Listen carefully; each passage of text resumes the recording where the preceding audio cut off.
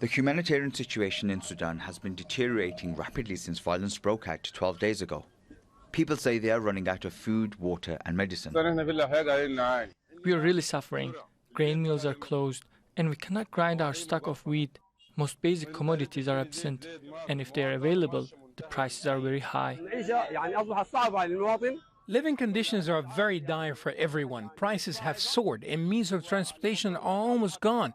People are really suffering. It's not only Sudanese. These Rohingya refugees fled persecution in Myanmar. They now find themselves in the middle of another conflict. We need the safe zone because here situation is very bad, very heavy fighting with two groups.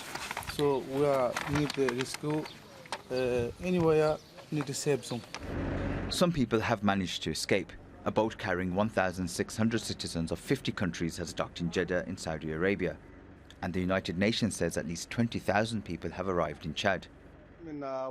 At the weekend, inmates escaped the Kobar prison in the capital. A high-profile detainee who served in former President Omar al-Bashir's government announced he had left the prison. Ahmed Haroun is wanted by the International Criminal Court on charges of crimes against humanity in Darfur. The army says Bashir is being held in a military hospital. Despite this, the army says it's in control. It is the pride of the Sudanese army that we had not touched a single facility or any infrastructure. It is the rapid support forces that destroyed them. This war will come to an end very soon, and you will listen to the final statement. All of the main facilities are operational and in order, including the electricity and water supplies. But the Rapid Support Forces posted a video on social media saying it had taken over a major oil refinery and power plant about 70 kilometers from the capital, Khartoum. We are in full control of the refinery. We believe in action, not empty words.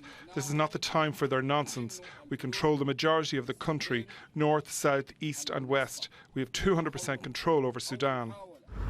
The United Nations says there is no sign the warring parties are ready to negotiate, and has warned of further suffering as long as the fighting continues. Baig, Al Jazeera. Now, these students from other countries are stuck inside Khartoum, and they're pleading for help. This is an appeal by the Yemeni students in Sudan to charity and relief organizations and to benevolent businessmen. We are living under the brunt of shelling and gunfire, helpless and defenseless. We are left with no options as we have sent similar messages to our government. As you can see, Yemeni students are left without shelter. We've been here almost like 3 days with no food, with no water. What is this? Doesn't make sense. They're supposed to do more than this, wallahi. We expect them.